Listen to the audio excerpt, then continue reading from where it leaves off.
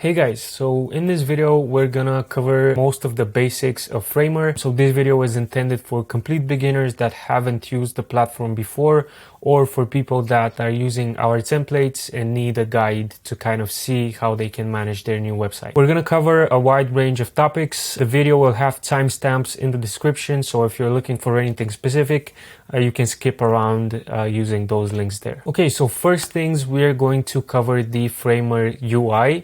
Now, please keep in mind that they constantly update the Framer UI, so this video might slightly be outdated, but we will do our best to keep it up to date and upload new tutorials whenever any new updates come around.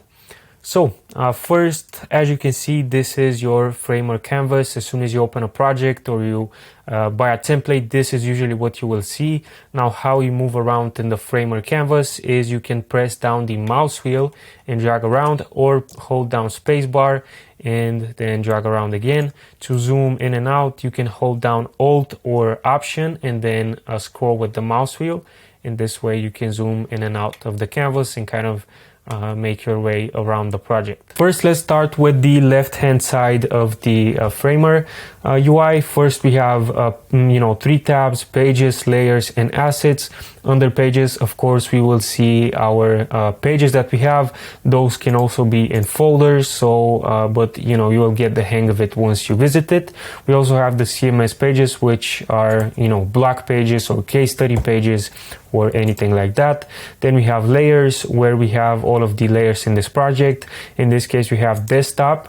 Below that, we have some frames, and these frames are actually the logos here that are connected to an external component. And then under those layers, we have the testimonial, which is again another component that is externally connected.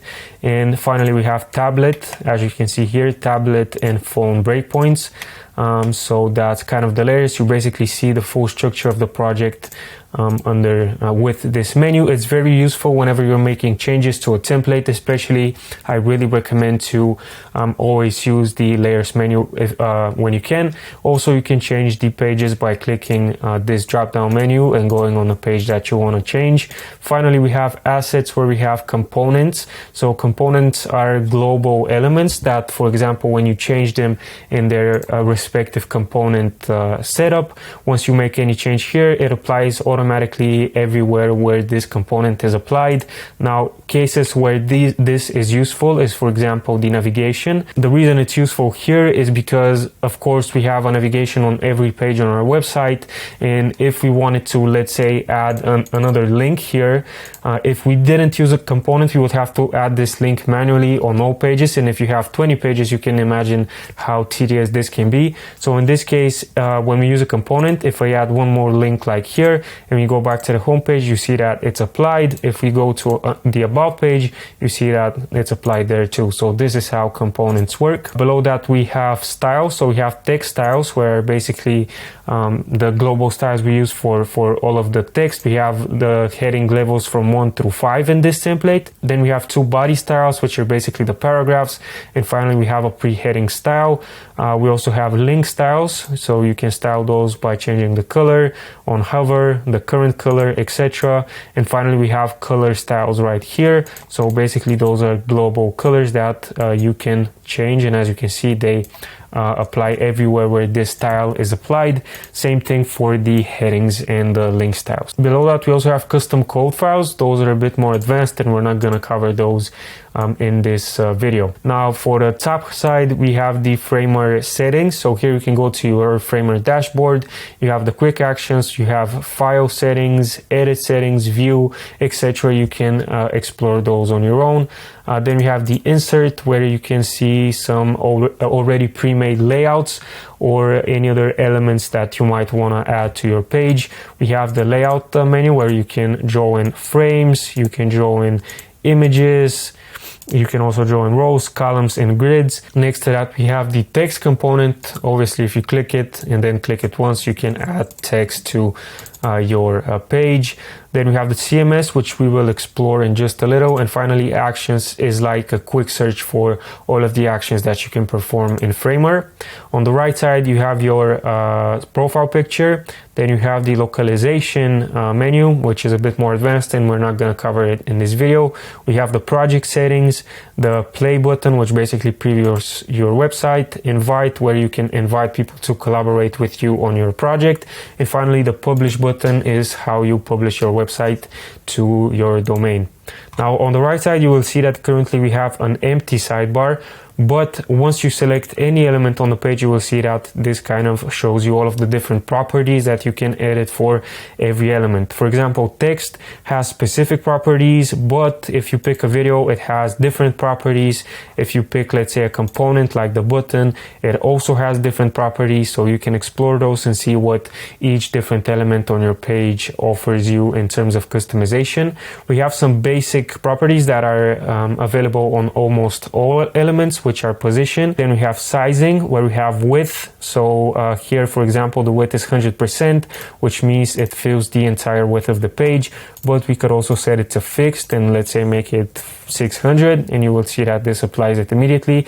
I wouldn't recommend using fixed widths unless you really know what you're doing. I would always recommend for you to set the width to fill or to 100%, the height to fit content so that it fits the content, and the max width, usually we set it to 1200, but you could also remove that. And for example, if you remove it, you will see that the navigation now expands with the size of the window. But if we do set a max width of 1200 pixels, if we play it, you will see that after 1200 pixels, it stays in one place. This makes the page more organized, so I would recommend to keep it at a max width of about 1200. Now, other applications that this has is, for example, the paragraph texts. As you can see here, we have the width set to fill, height to fit content, and then the max width, we have set it to 500 because for paragraphs especially, it is important that they have at most 12 to 14 words per row, and we cannot achieve that if we do not have a max width. You will see that it kind of takes the whole width, and we don't want to do that. So basically we limit it with a max width of 500 pixels. Once we do that, you will see that the max width obviously is 500. Now, the other properties that we have, for example, if you select a frame, on the right side, you will see that we have layout, where we have type, stack, or grid. Stack is basically either a row or a column. And then grid is basically a grid. You can have different amount of rows, columns, etc. You will see an application of the grid in a little. So here, let's set the width to fill again. If you have, let's say, go to the layers, you have the hero section here, and we have the direction to be vertical, meaning that we have different rows inside of the hero section rows, just like here. But if we set it to columns, you will see that they turn into columns. This is useful when you start customizing your template or building a website on your own. You really want to get the hang of the columns and rows concept.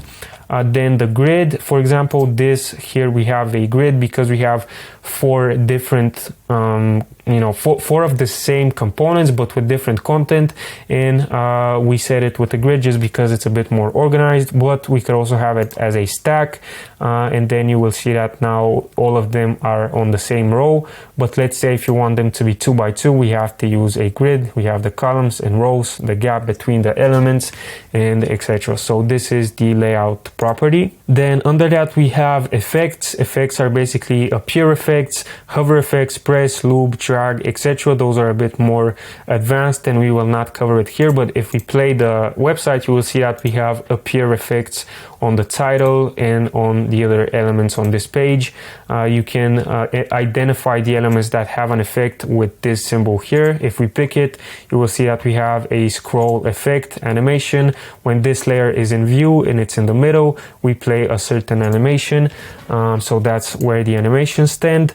After that, we have overlays. We will not touch that in this video. Then we have styles, where we have opacity, which is basically the opacity of the component you have selected. You have the visible setting, you can basically hide it if you don't want it. You have the fill where you can add a certain color, a gradient, a circle gradient, this weird type of gradient, and an image fill. And you can remove a fill by clicking the X. The overflow, I wouldn't recommend you to play around with it if you're not familiar with it. I would just leave it on hidden.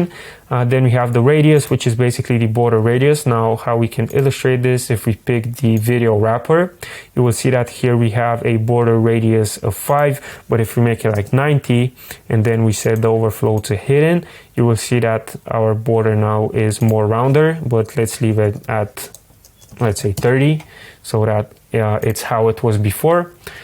So that's the border radius.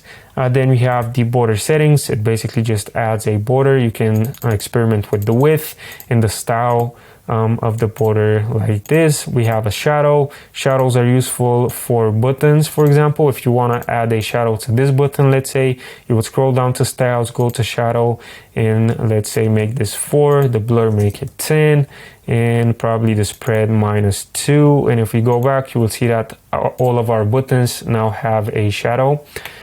So that's the shadow style. In Z index, this is if you're playing around with different positionings of the elements. I wouldn't recommend for you to play around with it too much now, but once you start getting more advanced, you will understand it. And that's pretty much it for the properties. As I said, the different elements have different properties, so you can explore them on your own. For example, the text style, they have, obviously the content, the font, weight, color, shadows, etc. So you can explore those and really get familiar with the right sidebar. But basically, it is the properties of each different element. Now let's talk about the CMS. So to go into the CMS, you would basically just click the CMS button here, and here you can see all of your collections on the left side. You can add a new collection, you can remove a collection by right clicking and clicking delete. Now you can also add new items in the collection you have selected by clicking this button. You can edit the collection fields. For example, if you want to add another, let's say, plain text field that says example, and then it's required max length, let's say 250 characters, and we're gonna leave it at that. And now if we go to one of our articles, you will see that we have an example field here that is required, but we will not need it. So let's say, let's click edit fields, right click and remove it. So that's how you manage the fields. You can also import a CSV table if you have a lot of articles that you want to upload at once. Now to edit an article, you already saw it. You basically click on the article, go to the right side and edit all of this content. To delete an article, right click and then delete. You can also duplicate an article, or finally, you can add a completely new article and fill it out here. So this is how you manage the CMS of your website. Now to change the text, it is very straightforward and very simple. You can simply hover over any text, double click it, and then write your text, whatever you want.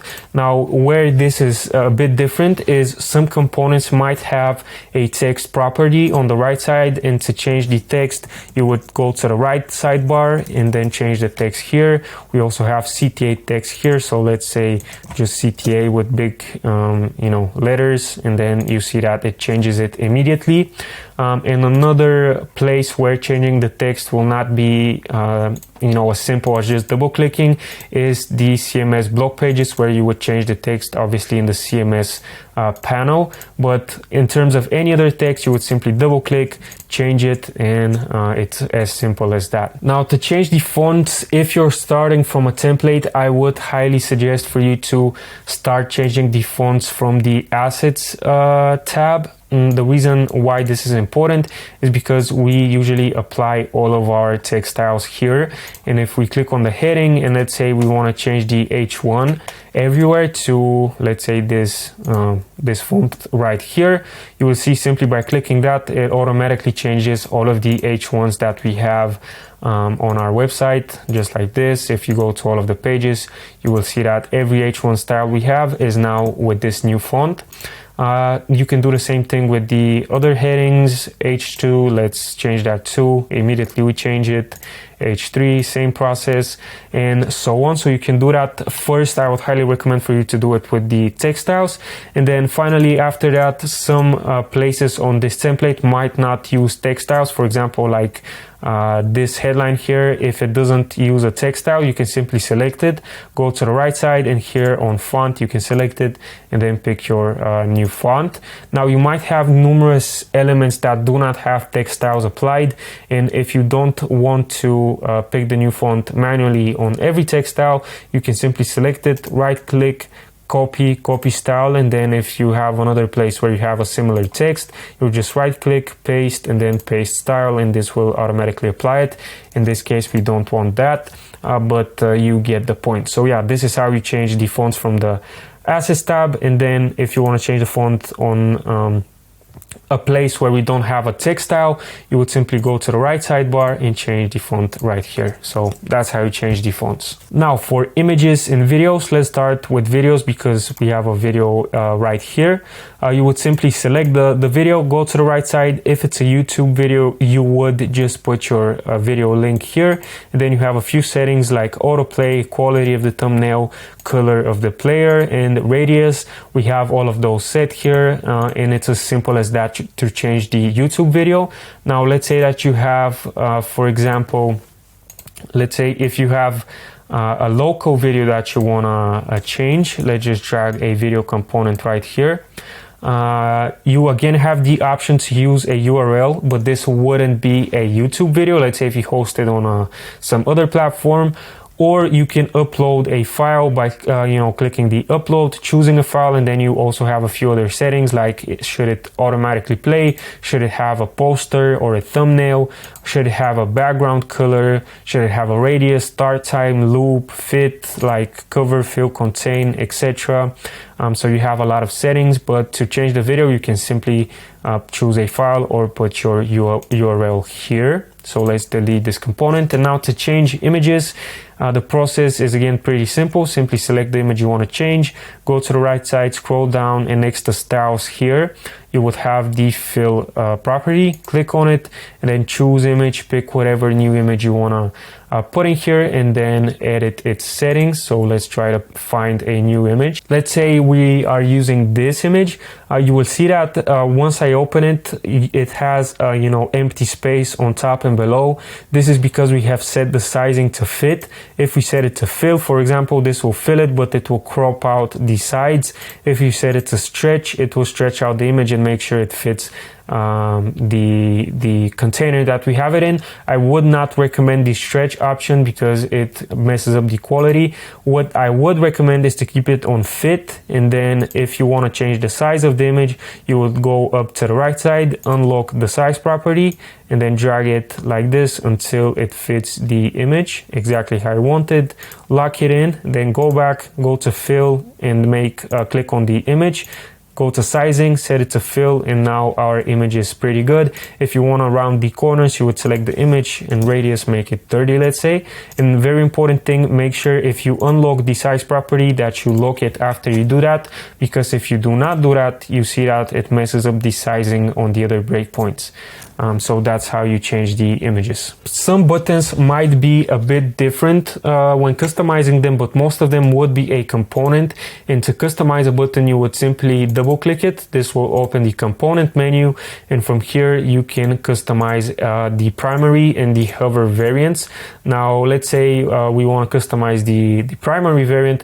We can simply select it and go to the right side and see all of the options that we have. So we have the layout option here, and let's say that we want our button to have, let's say, less padding on top and below. We can simply go to the padding setting here, and let's set it top to 12 and bottom to 12, and you see just like that we just transformed our button. If we go down below, we also have a few other settings like the transition, but we won't mess with it right now. We have the fill, so here you can select a different color, but I will use our color style. Then we have the border radius. It's set to 60. If you set it to 0, it becomes a square button. If you set it to 15, it's kind of like a rounded edge button. If you set it to anything higher, it becomes a fully pill-shaped button. You have also rotation. I wouldn't mess with it. You also have border if you want to have a border around the button. And finally, you have a shadow. You can either have a box shadow, realistic shadow. It can be outside or inside. It can have different colors, and then the X and Y change the position of the shadow. You have the blur setting and the spread setting right here. So this is pretty much everything that you can customize on the button. You can also customize the typography by clicking on the text, going to the right side, and here you can change the font. You can change the color of the font, the size, the letter spacing, the line height, etc. And finally, if you want to have a hover effect, you can click on the hover and then make any changes here. Everything that you make here will immediately be reflected in your preview mode and on every button that we have on our page. If we scroll down, you will see that we have the new style applied everywhere. So this is how you would customize a button. Now, to customize an FAQ module, this is again a component. So first, obviously, you will have to double click it to enter the component menu. And as you can see, this component is made up of 3 other components. So to edit the style of the actual FAQs, you will double click it. And then from here, you can again edit the style of the container. You can go to the right side, change the background from here from the fill setting. You can change the radius, you can make it smaller, you can make it bigger. You have also the border settings. You can also have a shadow. We're not going to use a shadow here. And then you can also change the typography by clicking on the text and then changing the style from here. And let's say that on the open variant, we want to add a shadow. Let's make the y-axis 5, the blur 12, and actually let's make it probably 16, and the color let's make it dark, but 8% opacity looks nice. And this is how you change the style of the FAQ. If we preview that, you will see that now we have a border, and then once you click it, it has a shadow. If you go back to the accordion setting, here you can edit the actual content of those questions. To edit it, you would simply click on the question you want to edit, and then on the right side you have the variables where you can set it to either be closed or open, and then you can edit your question by changing this text and the answer by changing this text. And then if you go back to home, you will see that all of the changes that we just made are actually applied here as well. You can see that we left the variant to open, so it is automatically open, but we can make it closed, and now all of the questions are closed. So this is how you edit the FAQ module. Now, to reorder sections, I would recommend to use the layers sidebar menu. The reason we want to do that is because if we select this box here, you will see that we're not actually selecting the main services layer, but we are selecting actually the wrapper, and we don't want to do that because if you move this, let's say we move it, whatever else, you would not move the full section, but just the wrapper. So how you should actually move around sections is, let's say you want the services module to appear after the testimonials. You would select it in the layer menu and drag it under the testimonials. And just like that, we have our services positioned in a different place. Same thing everywhere, really. You just drag it around in the layer menu. And then to hide section, you would again need to select the main layer. So the layer that is titled after the section that you want to hide. Let's say you don't have enough testimonials, you would click that, go to the right side, scroll down under styles, you have visible, and then just set it to no. And just like that, you see that our section is now grayed out, which means it's hidden.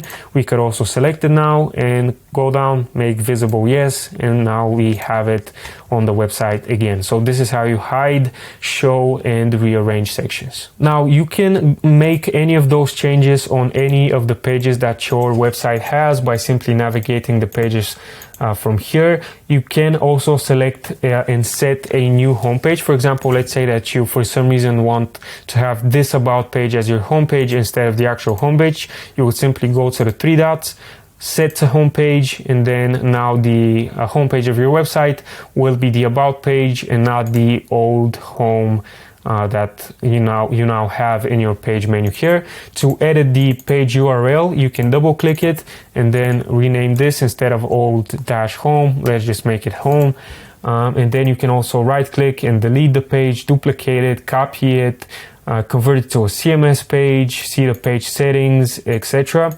So this is how you edit the pages and how you set a home page. Okay, so now we're gonna explore the site settings in Framer. This is one of the most important parts of this tutorial, so make sure that you watch this carefully. Now first, to go to the site settings, you would go to the Framer icon in the top left, go to site settings, and then just click open settings. And here you will see that we have general settings in the top, where you can change the site title, site language, change the description, and if you scroll down, you can either unpublish your website if you ever want to do that.